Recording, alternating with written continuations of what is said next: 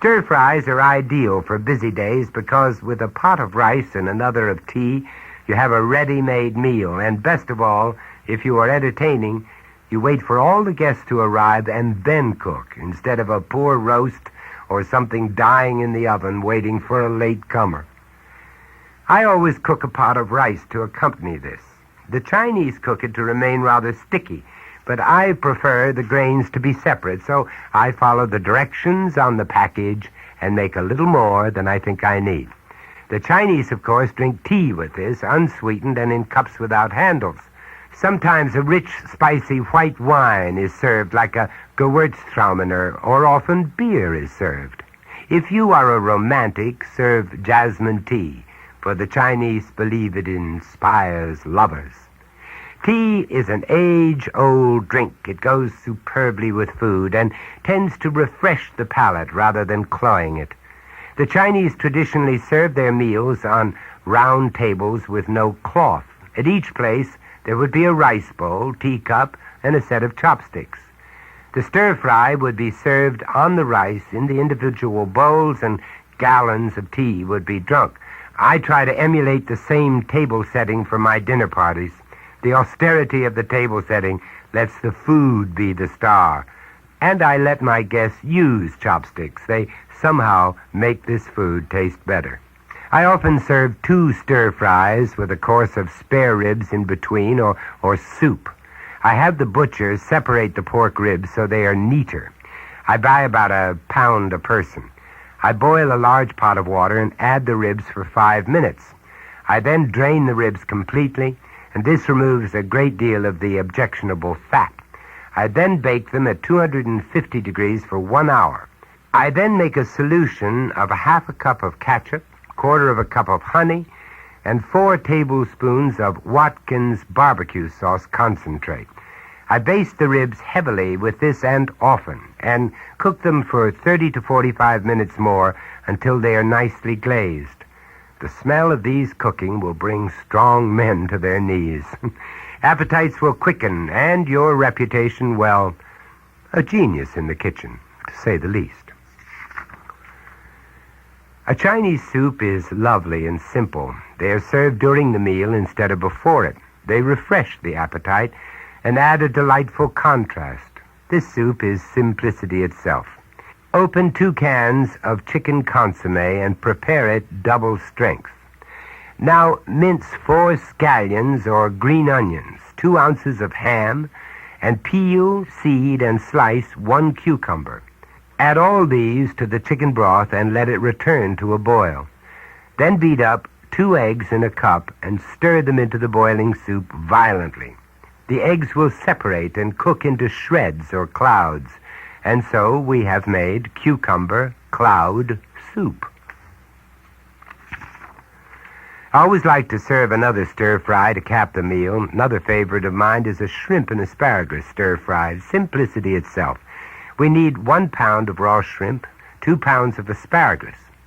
I roll cut the asparagus while the shrimps marinade in 1 tablespoonful of soy sauce, 3 tablespoonsful of sherry, and a quarter of a teaspoon of ginger and 1 of dried mustard. I then heat the wok, add 2 tablespoons of oil, and cook the asparagus. Then I remove it and cook the shrimp in 2 tablespoonsful of oil for 1 minute. Add the asparagus and 1 tablespoonful of cornstarch stirred into the shrimp marinade. I then sprinkle it with sesame oil and serve it without delay.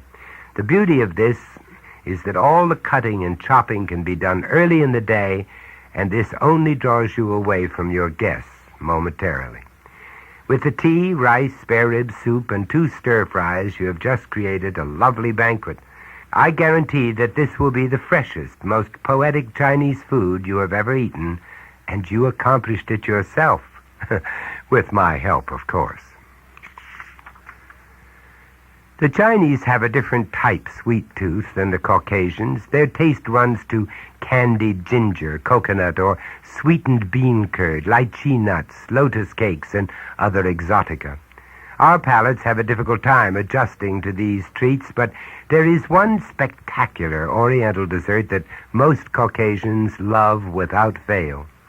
This is fairly complex, but worth all the trouble. The dessert is known as fire and ice. It consists of bananas dipped in batter, deep fried, then dipped in boiling sugar syrup, and then dipped in ice water.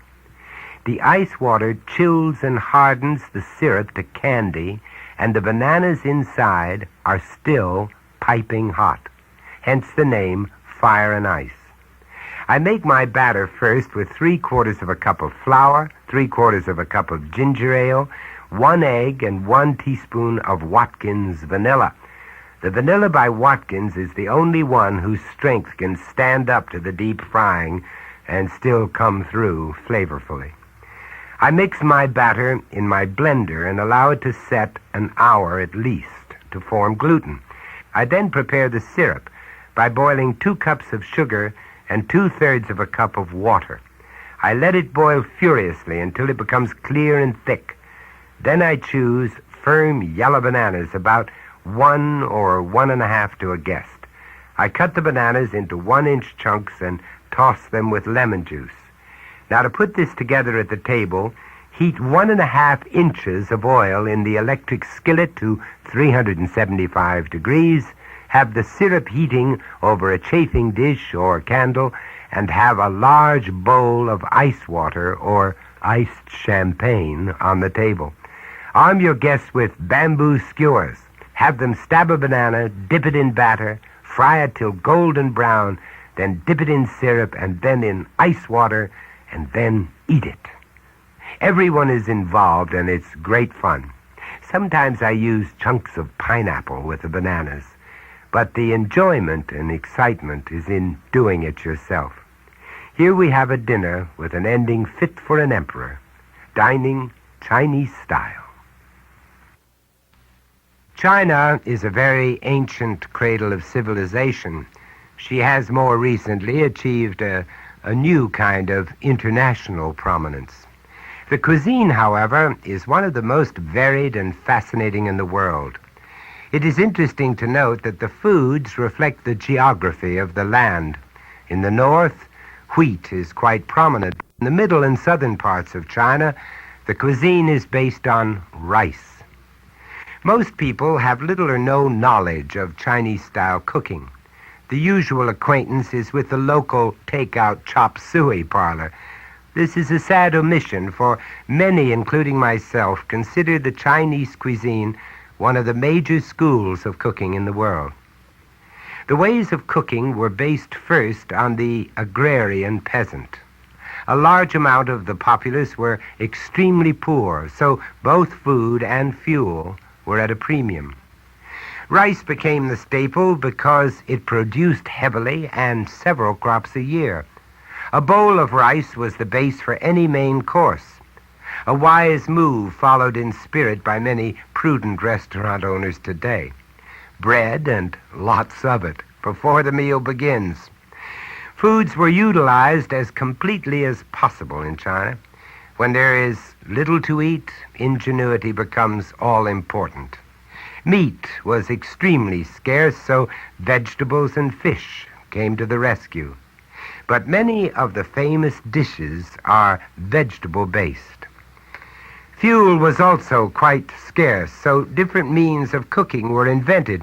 The food had to be cooked quickly at high heat. This was a great deal more economical than long, slow cooking. But if food is going to be cooked quickly, it has to be small. This makes infinite sense, for we all know a thin piece of bacon grills much faster than a thick steak. So over the centuries, certain techniques developed. Roll cutting is one of these techniques. It is used on vegetables. The cleaver. May I digress briefly? If you don't have a cleaver, buy one immediately. It is the most convenient instrument in my kitchen. The Chinese cleaver, or choi do, is wicked-looking but efficient for everything from fine slicing to dismantling a carcass. At any rate, the cleaver, or if you must, the knife, is held at a 45-degree angle to the cutting surface. The vegetable is held and rolled a quarter turn each time a half-inch slice is made. This allows the maximum surface of the vegetable to be exposed to heat, so it cooks faster and with less fuel. Brilliant. The wok is nothing. Like any Caucasian cooking utensil, the innovative Chinese realized early that a round-bottomed utensil concentrates the heat so food can be cooked quickly and efficiently. So the wok evolved. The ideogram for wok cooking in Chinese also means exploring. This is fascinating because the endless possibilities of combinations of meat and vegetables make cooking an adventure. One of the techniques for wok cookery is stir-frying. This is accomplished by the use of high heat and the constant movement of the food in the wok. The complement or vegetable is cooked first and removed. Then the main ingredient is cooked, the complement added, and a light sauce blends everything together. A stir-fry must be served the instant it is finished. If it sets, it loses all its character and becomes tired. We need several things to make an authentic Chinese meal possible. First is a wok. They are available in most cooking stores, gourmet shops, and even many department stores. Buy a big one because you can cook small amounts in a large wok, but the opposite isn't true.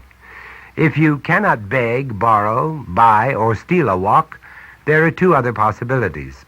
A large, thick iron skillet can be used, or an electric frying pan. The Chinese have a lovely instrument for tossing and stirring, but in a pinch a pair of wooden spoons can be used. Now you can proceed. First of all, the cutting and chopping must be done. I buy 2 pounds of broccoli. Look carefully at the leaves. They should be firm, not limp, and the broccoli should have an almost blue frost on the head of the flowerets. We chop the heads or flowerets off and peel the stems of the broccoli, then roll cut the stems. I told you nothing was wasted, so set the stems and flowers in a large bowl. Next we choose the meat. I usually use a pound of round steak. I trim off all the fat and slip the meat in the freezer for 20 minutes. This firms it so I can slice it much thinner and more easily. I cut the meat into paper-thin slices and then marinade it. When it is thin, it needs less time to absorb the flavor.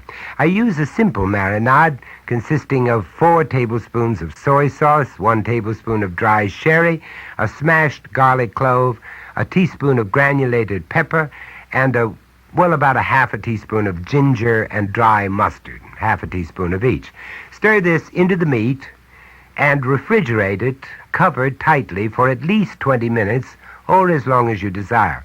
The soy sauce and the sherry work as tenderizers, but if you have any fears, add about a half a teaspoon of meat tenderizer to the marinade. I then thinly slice a red bell pepper to add to this dish. It makes a dynamic flavor and, of course, a color contrast. So to cook the dish, we should have everything completely organized. I usually like creative clutter, but with stir-frying, precision and timing are everything. So we have 1 wok, electric or iron frying pan. Heat it to the highest possible temperature for 5 minutes. In the meantime, line up the bowl of broccoli, peppers, meat, salt, oil, and sesame oil.